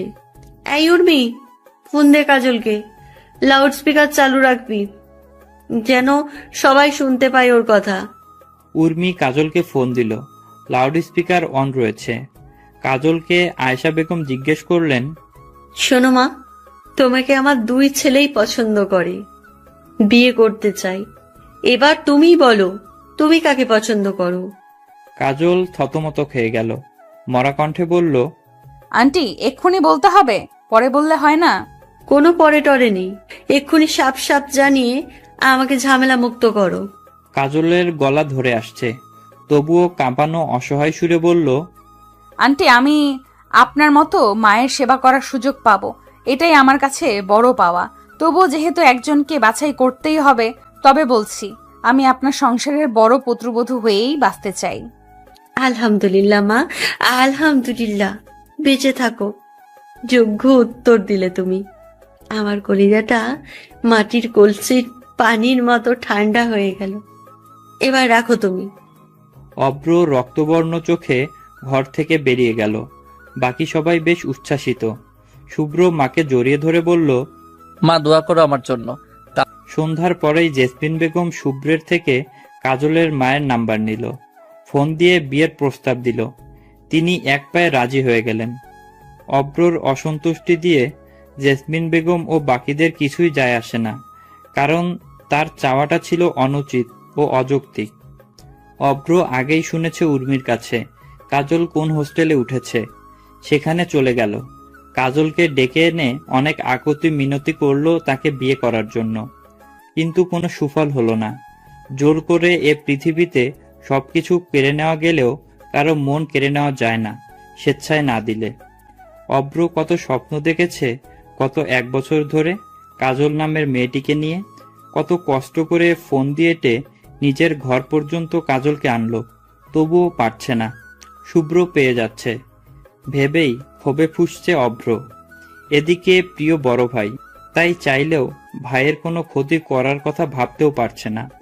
কাজলের বিয়ের দিন ধার্য করা হয়েছে, সব কেনাকাটা শেষ বরপক্ষের। কাজলের মাও তার মতো করে প্রস্তুতি নিল স্বামীর সাহায্য নিয়ে। কাজল মায়ের কাছে থাকবে বিয়ের সময়, সেখান থেকেই তাকে বধূবেশে নিয়ে আসবে বর শুভ্র। কাজলও আনন্দে দিশেহারা। বিয়েও হয়ে যাবে। পড়াশোনা সম্পন্ন করে ভালো একটা চাকরি করবে, নিজেকে আত্মনির্ভর করে তুলবে। সুখের ফাল্গুন ধারায় ভেসে যাচ্ছে কাজলের তীর তীর করে দুলতে থাকা অনুভূতিগুলো। শুভ্র কাজলের সাথে রোজ কথা বলে, রোজ দেখা করে। অপেক্ষার প্রহর যেন ফুরিয়ে দীর্ঘ থেকে দীর্ঘতর হচ্ছে তার জন্য। আজ বিকেলে কাজলের মেহেদি সন্ধ্যা ও গায়ে হলুদ, দুটো অনুষ্ঠান একদিনেই হবে। সকালেই সে হোস্টেল থেকে কাপড় চোপড় গুছিয়ে মায়ের কাছে যাওয়ার জন্য বেরিয়ে পড়েছে। চোখ মুখে রাজ্যের অস্থিরতা। পিচঢালা পথ পার হবে, ঠিক এমন সময় একটা দ্রুতগামী লোকাল বাস কাজলকে ধাক্কা মেরে চলে যায়। কাজলের ওঠার শক্তিটুকুও নেই। গলগল করে মাথা ফেটে রক্ত যাচ্ছে। পথ দিয়ে যাওয়া মানুষ কাজলকে সদর হাসপাতালে নিয়ে যায়। তার মোবাইলে ডায়াল নম্বর চেক করে ফোন দেয় তার মাকে। তার মা রেণুকা ছুটে আসে উন্মাদের ন্যায়। সে কাজলের ফোন থেকে শুভ্রের নাম্বার বের করে শুভ্রকেও ফোন দেয়। শুভ্র ঘোড়ার বেগে ছুটে আসে। মাথায় অতিরিক্ত আঘাত ও রক্তক্ষরণের জন্য কাজল ঘণ্টা না পেরোতেই বিদায় নেয় এই নশ্বর ভুবনের মায়াজাল ছেড়ে। তার আগে নিবু নিবু চোখে শুভ্রের দিকে চাইল এক পলক। শুভ্র কাজলের হাত ধরে চিৎকার করে কান্না জুড়ে দিল ছোট বাচ্চার মতন। কাজল দোহাই তোমার, আমাকে ছেড়ে যেও না। সত্যি মরে যাব তোমাকে ছাড়া, একদম বাঁচবো না। আমাকে একা করে এভাবে যেও না কাজল বউ আমার। কাজল অস্পষ্ট ভাঙা গলায় বলল, আমার জীবনের সব কিছুই কাছে এসেই দূরে চলে যায়। এই পাই এই হারাই, জোনাকির মতো। এই জলে এই নিভে। আমার কাছে থাকতে গিয়েও থাকা হলো না, আপনার কাছে থাকতে গিয়েও থাকা হলো না আমার। আপনি নিজের দিকে লক্ষ্য রাখবেন। কাজলের মা দুহাত তুলে আর্তনাদ করতে লাগলো। স্রষ্টার কাছে ফরিয়াদ করলো মায়ের জীবন ভিক্ষা চেয়ে। ওরে আমার কলিজার টুকরা রে, আমার কাজল বুড়ে, ওরে আমার কাজলা দিদি রে, আল্লাহ রে বলে মেঝেতে লুটিয়ে সারা দুনিয়া এক করে ফেলছে। তার আত্মচিৎকারে গোটা হাসপাতালের আঙিনা ভারী হয়ে উঠেছে। আম্মু, বলে কাজল মায়ের কোলের উপর হাত রাখলো। ধীরে ধীরে তার চোখ দুটো বুজে আসছে ক্ষয়ে আসা মোমের মতো। শুধু মনে পড়ছে কিছুদিন আগে কোথায় যেন তার প্রিয় এক ঝাঁক জোনাকি পোকা জ্বলছে আর নিভছে। সেগুলোকে ধরার তার কি চেষ্টা। এরপর কে এসে যেন তাকে সেগুলো ধরে দিল। পলকেই তার মনটা রঙিন প্রজাপতির ন্যায় রঙিন হয়ে গেল।